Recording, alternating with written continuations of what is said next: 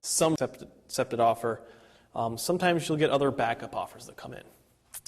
And usually you should continue to show your house and follow up on potential buyers even after you have an offer submitted to the lender. Explain to the potential buyers that there's a possibility that the current offer might not work. You really can't tell what the current offer is. You can't tell them what it is, but you will hold any offers they make as a backup if the current offer doesn't work. Making an offer will put your foot in the door. Explain that to them. This gets your foot in the door. There's really no risk to it. If you get a backup offer, do not submit it unless it is lower than the current offer you have already submitted, and you're submitting it just for the purposes of negotiation to demonstrate that offers are getting lower and lower and they need to hurry and accept your offer. Submitting a bunch of offers can confuse the bank, and they may think there's a feeding frenzy and that they need to hold out for a higher offer. So be careful about submitting multiple offers, but submitting a low offer typically won't, it could be a good idea. Sometimes when you submit a new offer, the process will start from scratch, and that's more likely to happen. Like say if you have a slightly higher offer than your previous offer and then you actually submit it, the bank may very well stop everything that they've started, all the machinery and the, getting the wheels grinding and getting their big old selves to work and getting started on your project. It just gets it set back another 2 weeks, and then you have to start from scratch. So be careful when submitting multiple offers. When filling in a contract, if for some reason you actually end up filling in a contract yourself or helping a buyer fill one out, always specify deadlines in the form of 30 days or a certain amount of days from acceptance. Don't write in a hard date because then it always screws up your contract because it takes an unknown amount of time just to get the bank to accept it. So you always want to specify a certain amount of days from acceptance for when closing is to take place or loan commitment is supposed to happen or whatever deadlines you have. Never put in a date. I have included a local contract that we use in Ohio. If you have an agent, get their local contract, but you can use our contract addendum with that contract. This contract spells out details for local real estate closing customs. So if you use your agent's, it's a little better. Your agent's contract may be significantly different, so it's better to use your agent's contract. There is a filled out version for your information.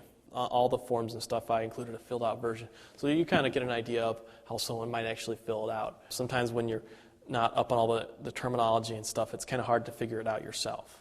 You've received an offer and you've marketed your house, you've done all the things and you got this offer. The next step is actually to create a loss mitigation short sale package and submit it to your lender and then to follow up. And all those things are extremely important.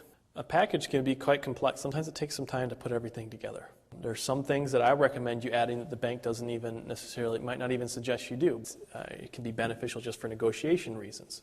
When you're doing a packet, you always want to have a really good cover letter or cover sheet with a letter on it. If possible, you want to make sure that the package is addressed to a specific person, if this is possible. If somebody's been assigned to your account, or if you happen to have a contact of a loss mitigator you talked to previously, it's always better to have that packet addressed to a person that hopefully will take responsibility for it and make sure it's put into the system properly and give you some love. If not, the next best thing is to get an operator that you have talked with previously and send it directly to them and get their contact information. The last alternative is just to put it to the loss mitigation department or whatever the instructions may have been given to you. You want to always include in the from field on your fax cover sheet your name, your phone, and your fax if possible. Hopefully you have some sort of fax. And a personal fax is much better because a lot of times I'll get short sale letters faxed to me. They won't even call. I won't get any call from the bank at all. It's just a fax. And if I didn't know it came in and it went to like Kinko's or something, so that's one other reason to have your personal fax line for $5 or for free. On the cover letter especially, but also every single sheet of paper in your package, number one on your cover letter, I usually say something like and then I say like a short sale request for, and then I list the loan number because that's the most important identification for your packet. And these packets get lost all the time, so that's why it's so important to have your loan number on it and have a loan number every single page because the fax machines, a lot of times the situation with faxes isn't good.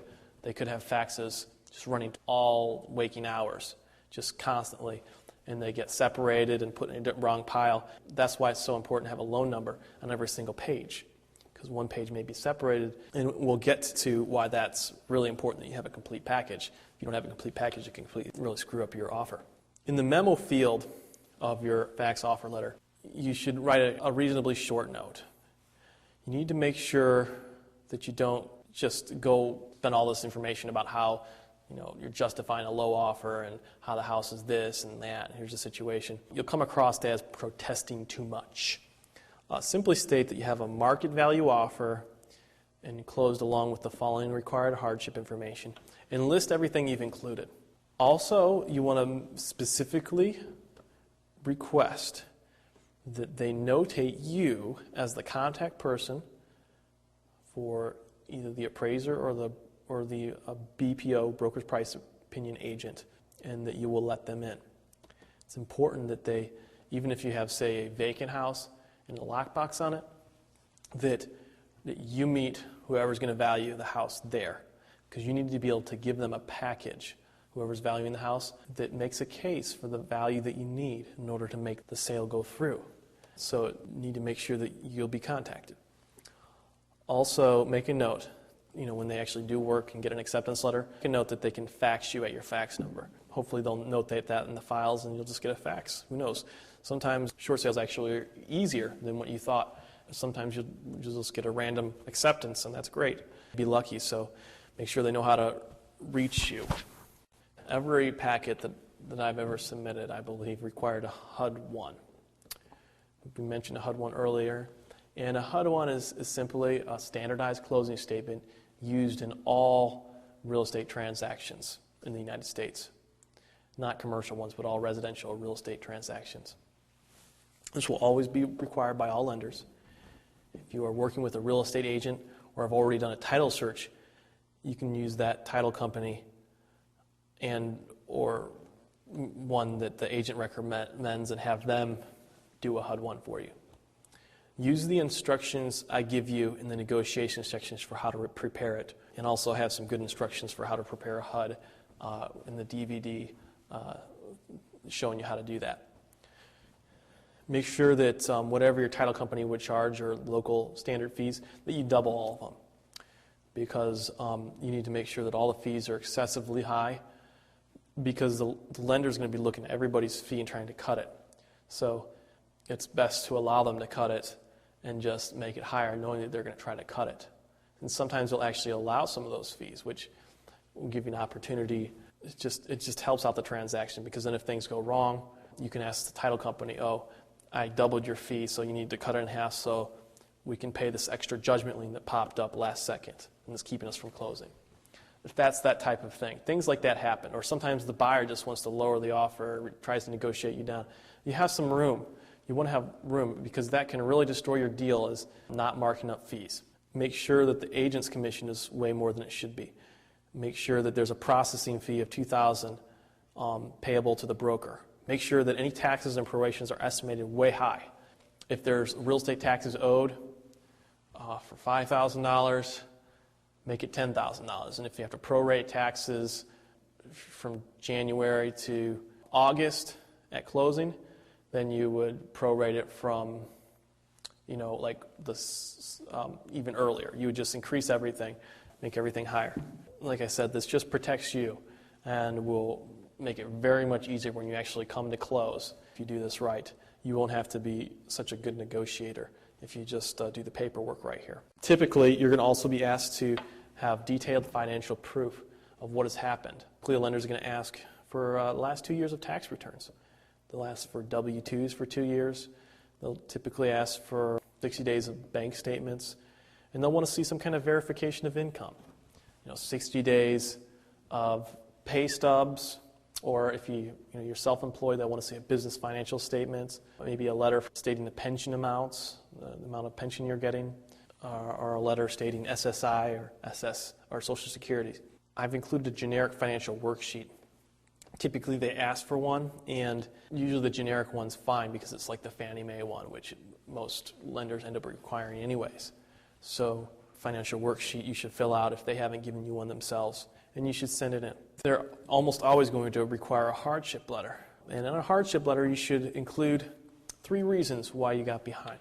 Don't go too deep, but when you name your reasons, if possible, name dates and amounts, like I lost $50,000 because I was uninsured in a motor accident, or I had, in January 1st, I had a $95,000 surgery bill that happened, or something like that. Whatever it is, if you can name a date and an amount, the more precise you can be, the stronger it makes your letter.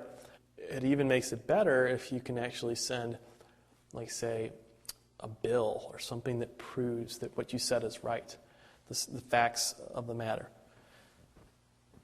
You should also ask, along with your reasons for why you got behind, ask them to work with your buyer and or agent to do a short sale. Plead that they will, and just let them know that you would say something like, please work with my buyer and agent to do a short sale so that I can avoid having to file Chapter 7 bankruptcy. And they know that if you file Chapter 7 bankruptcy, that will remove all liability and ability to collect from you personally. So that's your way of kind of giving like a veiled threat. Things you don't want to put in the hardship letter is, do not ever talk about how they defrauded you, and they, even if it's true, the hardship letter isn't the place to talk about how they defrauded you and they had predatory lending practices against you. You could mention that, loan adjusted and, that made you go behind. That's just a fact of the matter. That's not a value judgment. You want to keep away from doing value judgments, even if, in your opinion, they actually are true. You're trying to get them to work with you, and so it's not a time to be accusing them of things unless you're actually in litigation with an attorney.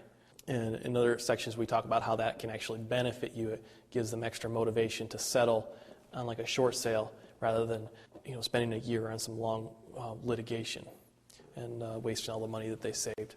Getting back to the list of what we need to send in, typically they'll ask for listing history if it's been listed for a while. If it has been listed for a while, then you want to go ahead and send it anyways, even if they don't ask, because it'll verify that your offer is legit and they've been marketing it for a while. And you can just ask your realtor to give that to you.